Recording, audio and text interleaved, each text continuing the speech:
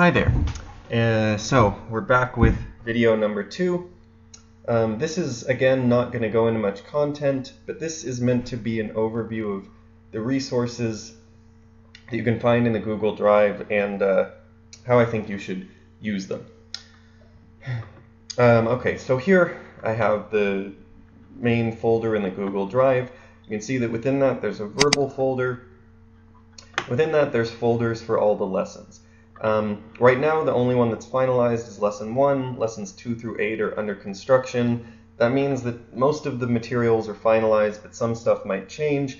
As I said before, I'll release all the lessons, finalized versions, 1 week before anyone has to teach them. So once this under construction disappears, you know that it's final. If you view any of the materials before it disappears, something might change.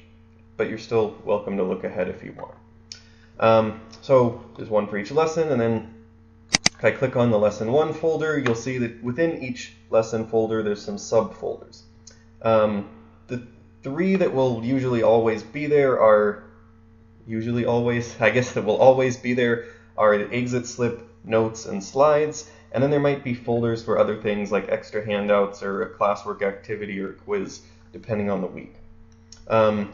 So if you I'll explain what exit slips are later, but that will always be there.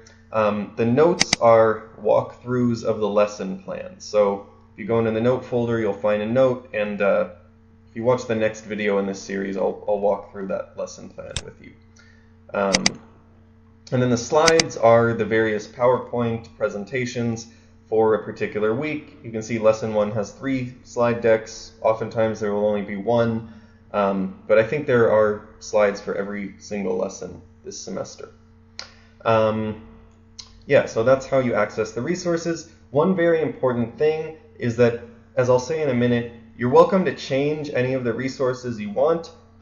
Sometimes you actually are required to, like you have to update the syllabus and update your slides.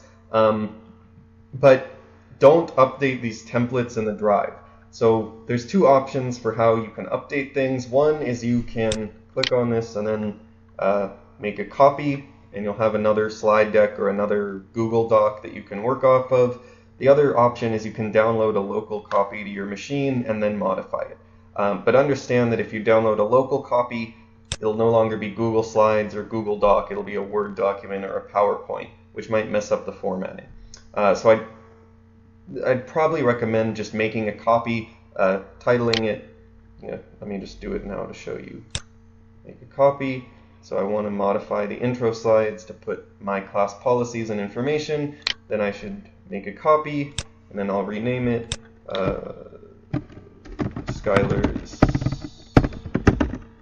Intro to SAT Verbal. And then I'll know, and other teachers will know, not to present this version and not to look at this version, but that this is the template and this is your particular version of the slides. I'll just delete this for now because we don't need it. Okay, so that's an overview of the resources. Just go back to our website generic background for a second. The other thing I wanted to say in this video is a note on how I want you to use the resources. As I just said, you're welcome to modify any of the resources I create, and I want you to think of them as templates, as guidelines for the curriculum, not as a set of constraints that you're forced to work within or that you're forced to present. So compared to previous semesters, I've tried to simplify the slides, take away sort of a lot of these animations and things that I liked but some other teachers didn't. I've tried to pack less into each lesson and make it, a more relaxed pace. And I've tried to include more opportunities and lesson plans for teachers to make choices. So rather than saying you have to do all these activities, saying you can choose between these 2 or make up your own, or whatever you want. So yeah, I've tried to make them more template-like, and you should think of them as templates. And you really have 3 options, I think, for how you want to use them. The first option is that you can use the materials and the lesson plans exactly as is. So if you're a new teacher and you don't have a lot of time to modify them or the desire to, Everything's comprehensive. I don't leave gaps where you have to create new activities or anything. So you're welcome to just use what I've created, use the slide decks, and your class would run just fine. But if you feel sort of like these materials are boring or they're not exactly what you want, the second option is you can embellish them with whatever sort of extra additions you like. In the past, I know some teachers have liked to add memes and pictures to their slides. Some teachers have liked to do different games, like I'll invent group games, and some teachers say, I don't like yours, I'll make my own. So you're welcome to sort of modify things like that. And the third option is if you really don't like the lesson plan or the slides I've created, you can just completely reject mine and create your own.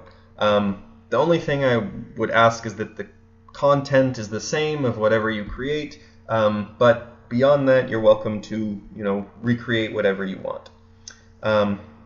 So those are your three options. I think the three ways you can approach this. Yeah, I think that's all I have to say about that.